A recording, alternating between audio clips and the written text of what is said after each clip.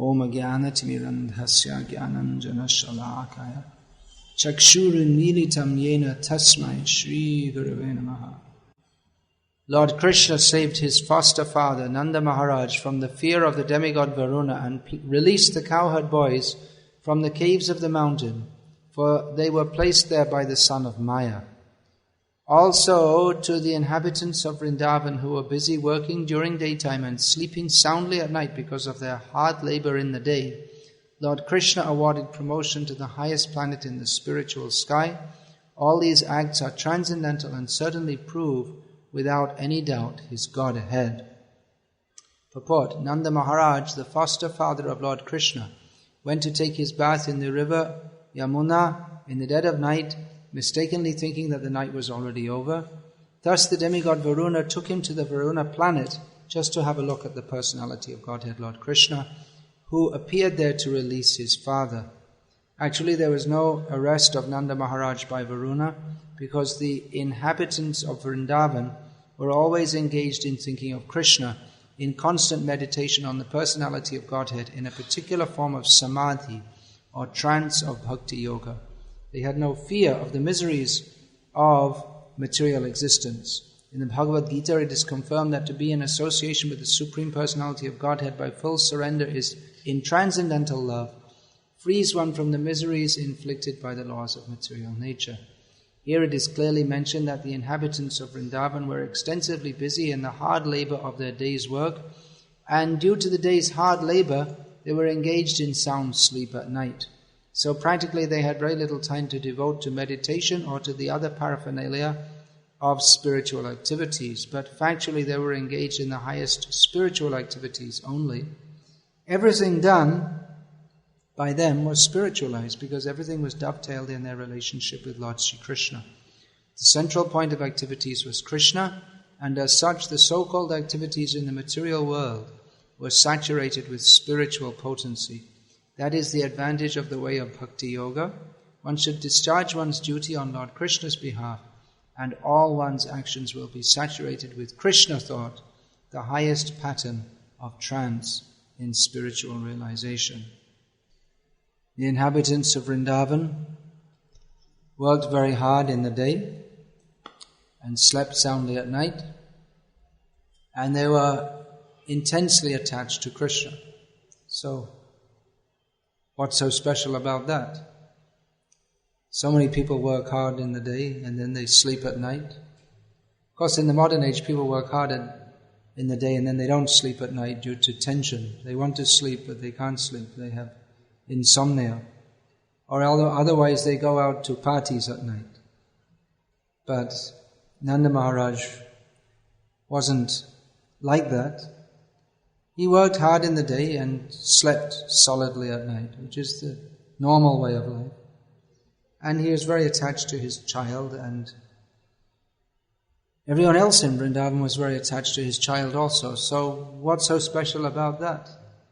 There's so many people who work hard in the village, in the field, and they love their children, and they sleep at night. So what's Vyasadeva doing here? He compiled all the Shastras and he finished the Vedanta Sutra, highly philosophical, and now he's describing some people in a village who are working hard and they love their child and they go to sleep at night.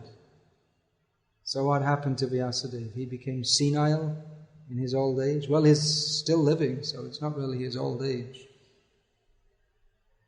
Right? He's still up there in Bhadrik Ashram. Ananda Tirtha, Madhvacharya went to see him. Most people can't see him except in his deity form.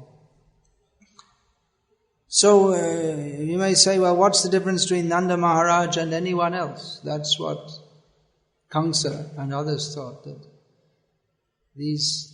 that's what Indra thought also.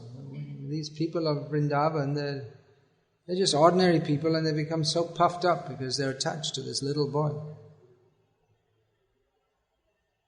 So what is the difference? Well, you can say that the inhabitants of Vrindavan, their love for Krishna is exceedingly great. That's true. But someone may say, well, I love my child so much also.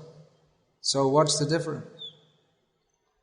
Well, some difference is mentioned here, that the inhabitants of Vrindavan, Prabhupada writes in the purport, they had no fear of the miseries of material existence. People are working hard, and they may be, according to their own conception, happy. They may love their children, but their activities, they are transformations of and result in more Kam, Krodh, Lobh, Moha, Mada, Matsarya. Their activities bind them in material existence. Whereas the activities of the Vrajvasis were Ananda, Chinmaya Rasa, Pratibhavitabihi. They were transformation or enacted by the spiritual bliss potency of the Supreme Personality of Godhead. So, in many ways they may have appeared to be similar to ordinary people, but they were not, inasmuch as they had no mundane lust, greed, anger, envy, illusion, no such thing.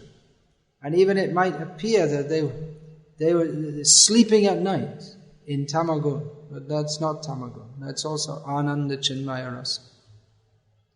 And they have fear, but what is their... they also experience fear and lamentation, but that's all in connection with Krishna. The Mother Yashoda is afraid that Krishna is going to the pasturing ground and his feet will become damaged by the rough soil, or the demons may attack him. So that's fear. And they experience lamentation, just like when Krishna was playing with Kaliya's serpent. But the Vrajvasis didn't know he was playing with them. They thought he was captured by Kaliya. And when Krishna allowed Kaliya to drag him underwater, then all the Vrajvasis, they simply fainted in lamentation. They almost died. So, certainly their feelings are intense, but that even the fear and lamentation, that is all on the transcendental platform, because that's connected with Krishna.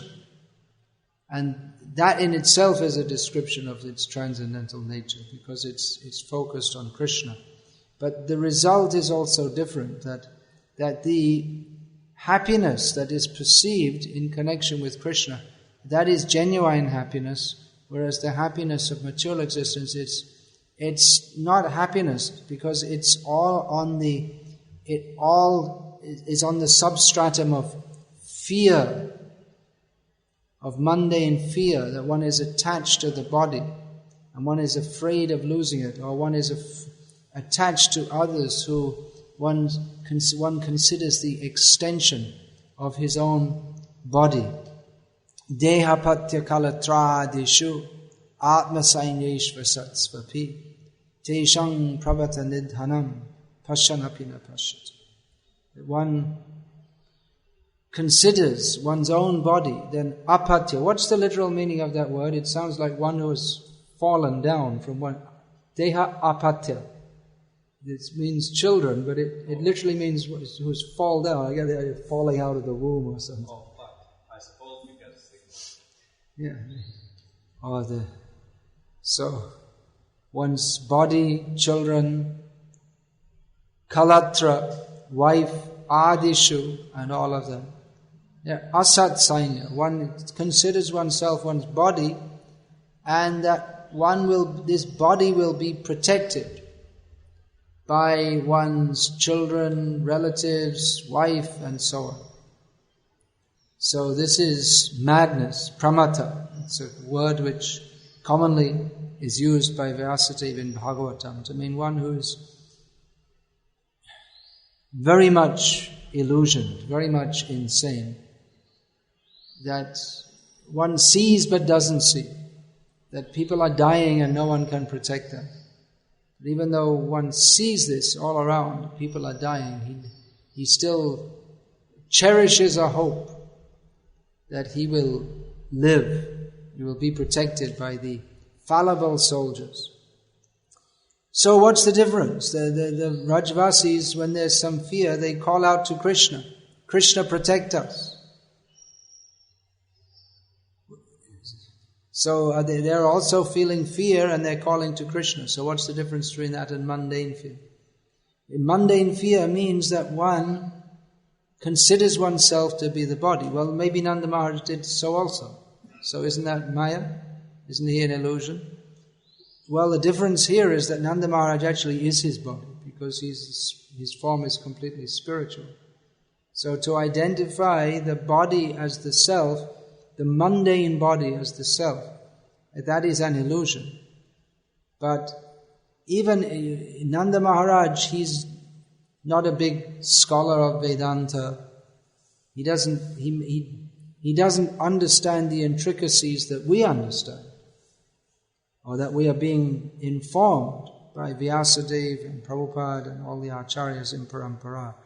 They don't have knowledge of that, but they have intense love of Krishna, which from our vantage point, we can analyze all this Bhakti Rasamrita Sindhu, that is analyzed in great detail. What is the nature of different rasas, and then the anubhav, vibhav, all the different attendant factors. But for Nanda Maharaj, he's simply loving Krishna. And himself, he doesn't even think that he doesn't think I'm a sadhu or a spiritually advanced person. He just thinks I'm Nanda Maharaj. And there are sadhus come to visit. Garga Muni comes. He visits. He came, and then Nanda Maharaj greeted him that you're a very magnanimous person. You come, great saintly persons like you, visit the homes of attached householders like ourselves. Mahadvichalanam nrinam grihinam dina chetasam. That he said to Garga Muni, that Garga Rishi, or whatever, that persons like yourself, Mahat, great persons, you move within this world, you travel within this world just to uplift the consciousness of us attached householders who are in fallen consciousness. So he considered himself to be like that, and it appeared that Garga was a highly elevated spiritualist and Nanda Maharaj was an attached materialist. But actually Nanda Maharaj's position is greater even that of Garga Rishi, who is a liberated soul, no doubt. But Nanda Maharaj's position is even greater because he's not even doing anything for spiritual realization, but he's beyond the platform of realizing or trying to realize. He is an eternal associate of Krishna, fully engaged in activities of serving Krishna by being his father. And for his service, there's no question of cultivation or realization. His service is not to realize that Krishna is the Supreme Personality of Godhead. If he realized that, then he couldn't be Nanda Maharaj properly. He couldn't please Krishna in the same way. So he's on a platform of spiritual realization so high that for him, even the question of spiritual realization, that is from his perspective, thinking himself, Grihinam Dina Chetasam, one of those attached fallen householders. That's from his perspective. But actually from the perspective of those who are Mahat, persons like Garga Rishi, they come and they see Nanda Maharaj's position is so great. Ahamiva Nandam Vande Yasyalinde Param Brahma. Some people worship the Shruti and others the Smriti and others swear by the Mahabharata, these great scriptures. But I, says Raghupati Upadhyay, a devotee who spoke to Chaitanya Mahaprabhu, as far as I'm concerned, I worship Nanda Maharaj. You can worship whoever, you can worship different demigods, or you can worship Krishna, or you can worship different shastras, but he says, I worship Nanda Maharaj, because in his courtyard, the supreme truth, Param Brahma, is playing. So, what is the highest truth? Param Brahma, Param Dhamma, Pavitram, Paramam Bhavan. Krishna is the highest truth. Mataf Parataram Nanyat. There is no truth higher than Krishna. But that highest truth, Yang Brahma, Rudra, Varunendra, Marutai, Stundanti, Divyai, Stavai, that highest truth who is prayed to by all the great demigods, he is subservient to Nanda Maharaj. So who's greater, Krishna or Nanda Maharaj? What do you think? Nanda Maharaj is greater. Then Bhagavad-gita is wrong? Krishna says, Mataf Parataram Nanyat, there's nothing greater than me. So he's bluffing Arjuna. We're distributing Bhagavad-gita. It's another bluff.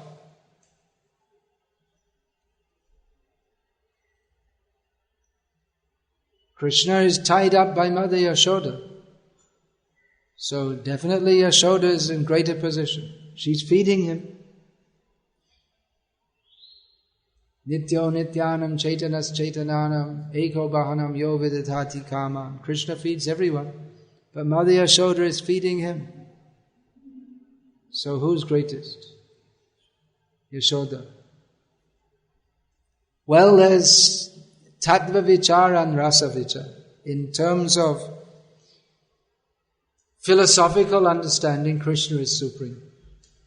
Even Nanda Maharaj, they're also, in one sense, subordinate to him. He is the source of everything, even though everything is eternally existing, but he is supreme. He shows the Vishwarup. Nanda Maharaj doesn't show the Vishwarup. He is giving shelter to all the devotees in his various forms, as Krishna, Rama, Narayana. He gives shelter to all the devotees. He is Vaikuntanath. He is the Lord of Vaikuntha. He is Mayatatamidam sarvam jagata vyakta murtina matsthani sarva bhutani nachaham tveshvavastitaha. He is the Supreme Lord of which this whole universe is but his impersonal manifestation. And he is within everything and not within everything. So Nanda Maharaj is there also. Because if Krishna is there, then Nanda Maharaj, of course, in his Vishnu, Vasudev expansion, we don't see Nanda Maharaj. But Premanjana Churita Bhakti Vilochanena, those who see Krishna with the eye of love, then Krishna is with all his devotees. So, those who have the vision, they can see Krishna, and with Krishna they see all his devotees. So Krishna is the supreme truth. There is no truth superior to him. That is true. But it's also true that Krishna is subordinate to Nanda Maharaj and Yashoda Mai. How is he subordinate to them? Yashoda, she's not manifesting the Vishwarup. She sees the Vishwarup in the mouth of Krishna. That before Krishna showed Vishwarup to Arjuna, he showed to Yashoda Mai. In Kurukshetra there's plenty of space for the Vishwarup, a big open field, but Krishna showed it all in the mouth, in his mouth. So Mother Yashoda must have been awarded some special vision that in the little mouth of her baby, which usually little baby Krishna is kissing Mother Yashoda or sucking her breast that little mouth, and in that she saw the whole universe manifested. So Krishna himself accepts Nanda and Yashoda as superior to him. So in Rasa Vichar, they are superior, just like we always hear. Radhe Vrindavaneshwari. We don't hear Krishna Vrindavaneshwar. Never heard of Vrindavaneshwar? Well, Vishwanath Chakravarti Thakur says, Vrindavananath. That those who chant Gurvashtaka, Brahma Mahurte Patati Prayatna, to chant carefully the Gurvashtak during the Brahma Mahurta, then they will attain direct service to Vaikuntha, Vrindavanath. That means Krishna. So that's from Tattva Vichar, we could say Krishna is Vrindavanath. But in Vrindavan you won't find anyone saying that. In Vrindavan it's Radhe Vrindavaneshwari. She is considered supreme because she controls Krishna by love. So this is the specialty of Srimad Bhagavatam, that all the Shastras are compiled to bring one gradually from gross sinful activity to regulated activity according to the Shastra, and then to bring one from vikarma to karma, means punya karma, as given by Shastra. Then to karma yoga, nishkam karma yoga, jnana yoga, eventually to bhakti yoga, then to shuddha bhakti, without any desire. So in this way one is gradually brought along the Vedic path to understand Krishna is supreme. And then when one goes, is there any further to go? There's little further also. To understand that Krishna, what is the supreme aspect of the Supreme Lord? Is his Vrindavan pastimes, in which he is supreme not in terms of the power he manifests, but as the central object of love for everyone. It's not that love is absent in Vaikuntha. It's not that everyone's just worshipping Narayan out of a sense of fear or duty. Certainly they love him, but that love is from the Vrindavan perspective, that love is crippled by overemphasis on Aishvarya, majesty. So in Vrindavan, Krishna, he also shows his majesty, or some hint of that is there, just like Varuna is kidnapping Nanda Maharaj because he knew that then Krishna will come. That was his trick, to get Krishna to come to his abode, and in this way Varuna could have the darshan of Krishna, have the darshan of Nanda Maharaj also. And all the parshads, the associates of Varuna, they also were blessed with the association, the darshan of Krishna. So in this way Nanda Maharaj could understand that Krishna is very special, because Varuna is offering him prayers. He captured me, I'm pretty big in my own sphere. He's the Maharaj, Nanda Maharaj. When my son came, he was just my son. You don't usually offer respect to a child, young boy. But Varuna offered him so much respect, and Nanda Maharaj said, something special. So Krishna showed his power many times during his Vraja Leela. He showed Vaikuntha to the Vrajvasis, you will attain the spiritual world. He showed his power by killing so many demons, but we find that Kamsa, he criticized. When he spoke about Krishna, he said that, they praise this Krishna because he chastised some little water snake called Kaliya, and he lifted up a little stone called Govardhan. And then when my friend Keshi was a little bit inattentive, then Krishna somehow by chance he managed to kill him. So they downplay Krishna's achievements. He's just an ordinary boy, but somehow he's overly praised. But the Vrajavasis think like that also. Mother Yashoda thinks that, my little boy, he was carried away by a terrible whirlwind, but by the grace of Lord Narayan, he was saved. He fell down, but fortunately he wasn't hurt. So she thinks like that, because of when in my youth, when I was a young girl, I used to do austerities and worship Narayan, and because of my bhakti, then now Lord Narayan is very kind to me and he's protecting my child. So she thinks that by the grace of Lord Narayan, Krishna is being protected. Though actually he's Narayan and he's protecting them. So this is Ananda Chinmaya Rasa.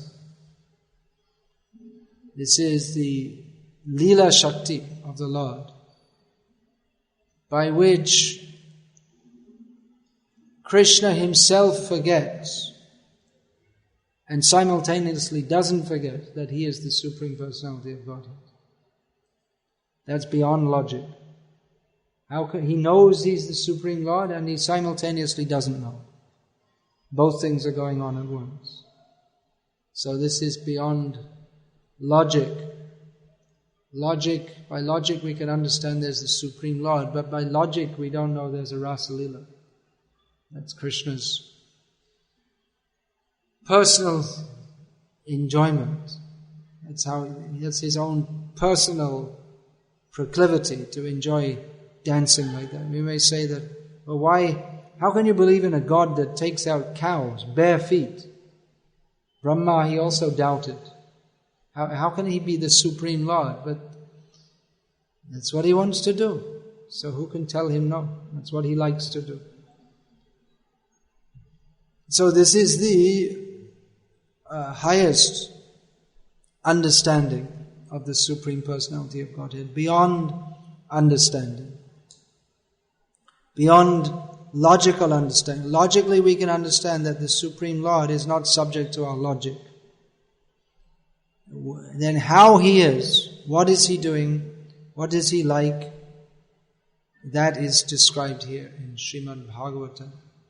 This is the highest approach to God. Just like we can understand that the finance minister and the defense minister, no doubt they're close to the prime minister. And they can discuss confidential things with him. But they're not as close as his wife. And to his wife, the prime minister, it doesn't matter to her so much that he's the prime minister. She's just his wife and he's her husband. And if he gets up in a rush in the morning and mixes up his socks, she'll chastise him. The home minister, he can't chastise the prime minister. He can, but he might lose his job. Because their relationship is based on power. But the relationship between the prime minister and his wife, in the relationship between him and his wife, it's with everyone else he relates to them, I'm prime minister and you are everything else. You are lower than me. But in the relationship with his wife, his prime ministership it's not a factor. Of course, in public, she maintains the protocol. But at home, things don't change before his prime ministership and afterwards. So, Vrindavan is Krishna at home. In Vaikuntha, it's like his office, the Raj Darbar. And then there's inside, the Antapuram. In the Raj Darbar, he may joke. It's not that he's completely stiff and formal.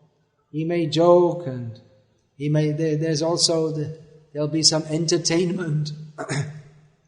So it's not totally formal.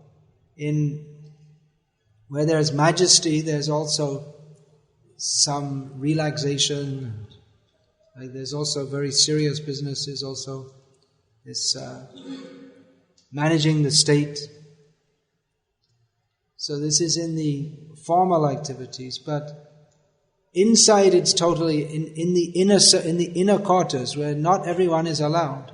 Even in the inner quarters, then even the you see, if there's a king, even the prime minister can't come in his inner quarters.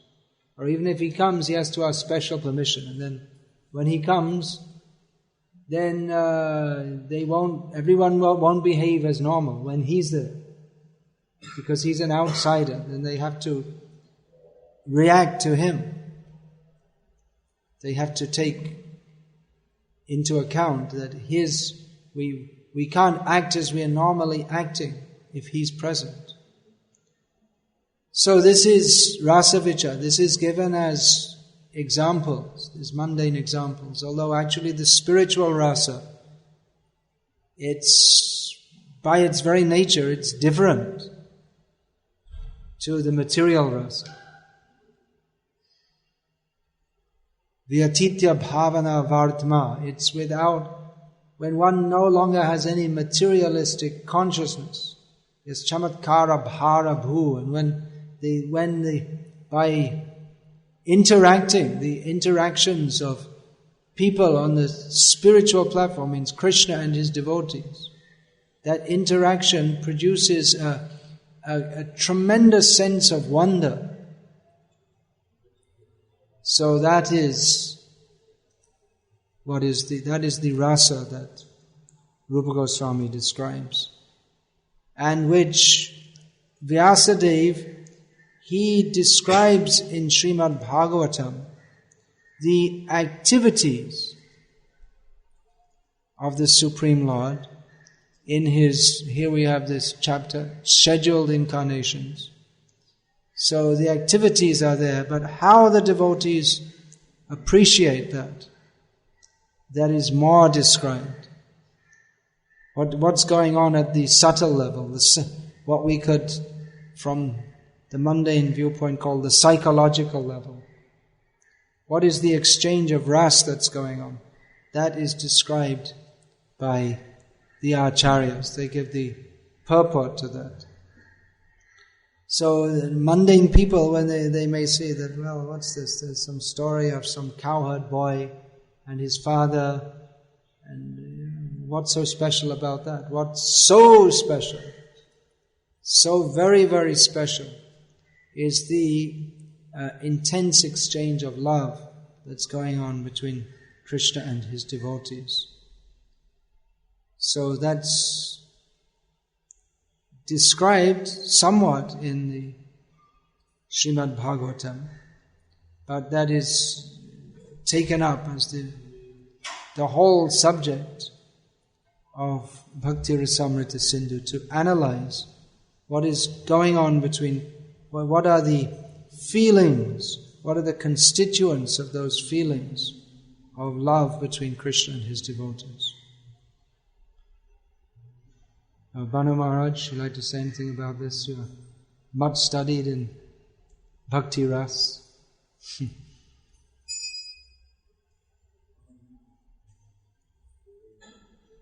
They're different, they're Mayasuna, it's one of those demons. Vyomasura, was it? Which one is it? Who can remember? Who stole the cowherd boys and stuck them in the cave, the cowherd men. One of those demons. But they never actually put the boys in the cave. He never succeeded in putting them in the cave. No, that's not Pralamba. He put them in and then Krishna took them all out and they just felt like they'd been sleeping. Who was that? That's there in Krishna book.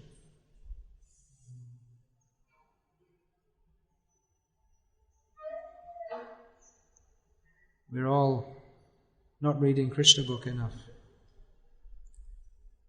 So someone can look it up and tell us tomorrow morning. Who will do that? You'll do that?